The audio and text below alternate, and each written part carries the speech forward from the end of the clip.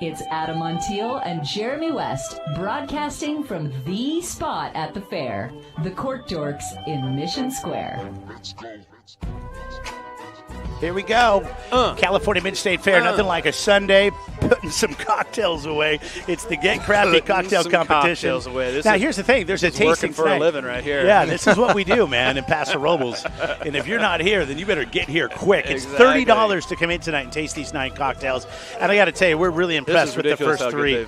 Sorry, Jeremy, it's actually 40. Oh, is it 40? Yeah. Must have been a pre-sale. It was 30 online if you got them ahead of time, but 40 at the door. Thank you, but Sue. it's still a great deal. Okay. It is a great deal. I'm glad, people might have got surprised and said, Jeremy, you owe me $10, and I didn't bring any cash today. So thank you, Suze, for saving Who said me. that? That guy, hey, you, radio guy, give me my $10. Like, you got Venmo? No. Okay, anyways. So let's talk about some of these cocktails real quick. You got Krobar hanging out with us. By the way, you can stop by their lounges and their distilleries. There's the distilleries up in Paso Robles. They're also down in San Luis Obispo on Higuera Street, 46 West. That's where this project was born with you guys. That was where you started.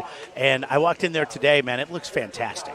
It's fun having the 2 different vibes, up there in Paso where, that's really more production, focus on tastings, really don't, have as much of a cocktail flair up there just because the property really is like a tasting room, like a winery. So it's chill, it's relaxed, want to focus on maybe having a couple bites and sipping on cocktails. But down and slow, it's to show John and, do more cocktails, get more creative. It's the John Show. It's cool. I mean, we love having both, because, it really explores. I'm learning more because, I'm always up north. When I go down south, these guys are really, really just having fun and working on stuff all the time, and I always get blown away by what they create. And, of course, you're doing food up there at Grey Wolf and Barton Family, and, it's all together there with Krobar.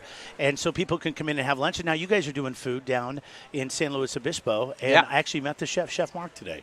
He's a good guy. Yeah. Yeah. And so talk about some of the stuff that you're doing. It was really interesting, some of the stuff. Was it Rillette that you brought in the other day? Is that how you say it? Yeah, Rillette, Terrain. Yeah. And then we're doing the smoked brisket. And we talk about Joe and I's travels. That's the one thing that we always did, cocktails and food. We always see how they go together. And that's one thing that we're focusing on down in San Luis is that you have these fantastic cocktails, and we want these fantastic bites to accentuate the cocktails and round out the pairing. So it's actually really fun. And the food concept's so different when you're dealing with cocktails next to wine. Wine, there's always more acidity and there's always more of a drying characteristic. So you can bring a lot of, flamboyance with the food. Spirits kind of got to go the other way. The spirit in the cocktail is generally the show. So the food actually just has to kind of fill in those gaps. Like even when we're doing these cocktails, where's the salt going to come from? Where's the brine going to come from?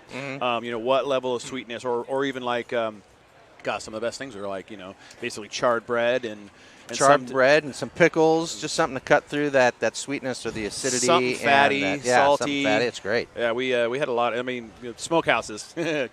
Kentucky smokehouses. Oh, yeah. Speaking of tastings, though, we just started doing the dessert tasting.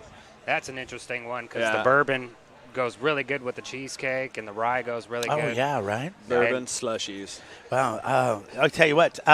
This next cocktail has got your gin in it. This is the Krobar Navy Strength Gin, which we talked a little about earlier.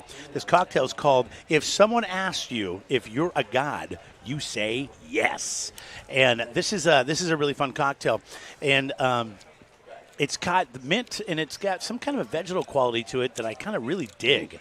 And I like these savory cocktails. It's something that I've kind of discovered that I'm into, and it's something that I don't think you get at your typical bar. This definitely takes somebody who knows what they're doing to take something that is refreshing, but at the same time, it has that vegetal component to it. So, John, let me say, you're the mixologist at Krobar. What do you think of this drink? I think it's good. It's a well-rounded cocktail. It looks like it has aquafaba on the top, so it gives it a nice creaminess.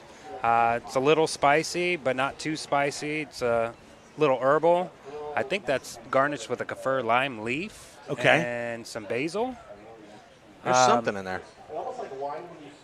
Wow. What do you guys – I saw Joe and you guys gave each other a thumbs up. Got to see you first. Just because our product is in this, we had no idea how it was going to turn out. This is a blind cocktail to us. I think it's exceptionally well-rounded. It's got the sweet, It's got the savory. It's got the herbaceousness that you were talking about. I would drink this and not feel too bad about it later. Yeah, that whole curry spice, component in there. Yeah. That to me is what's nice. And what we were talking about cocktailing earlier is, you want to have it be, something that's interesting and fun to drink, but you want everything to show up. Can I pick up the gin? Can I pick up the Amaro? And I did actually. The lit snuck in and actually added that bitterness on the finish that went with the curry Asian thing. Yep. And it's it's like a meal. That elderflower, the elderflower in the lit actually came out. Yeah. So a big part of this competition is it California grown?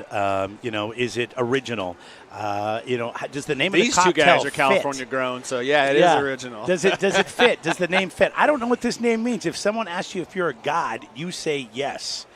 How does that fit into your gin and this cocktail, in your opinion? I have no idea. We're fighting that today. These names are crazy. Suze, you got to weigh in? I'm just saying that basically that just means that this drink is the most epic thing you will ever drink. Okay. there it is. And it's like, yes, I am And God. Krobar From your lips to God's ears. is the most epic thing you will ever drink. That's Yes. why it makes sense. What did I you get it now. What John said, I think earlier, if you want to make a great cocktail, use Krobar. Yeah. There you go. See? Uh-huh. That's it. Any cocktail. Krobar, spirits Add of the Krobar. gods. So your spirits of the gods. your lid is in Yes. here as well. It's an aperitif that they do besides their Navy Strength gin is in this. A spice curry shrub with Southeast Asian spices, and I think that's kind of what we were getting on there. Yep. That gave us just a little bit of that heat. Thai lime from the Central Valley, apricots, fresh English cucumbers, sweet basil, serrano peppers. I mean, that's where we're getting that vegetal, that Serrano burns herbaceous. out there in there Yeah. at the end. Yeah. That's Yes. delicious. Hand-cut ice from Glacier Ice, San Luis Obispo. We have glaciers in San Luis Obispo. Yeah. We're There's no drought in San Luis. No, it's a really well drink. Nicely done with the gin, obviously, and you got to be proud of this cocktail. And who knows how it does.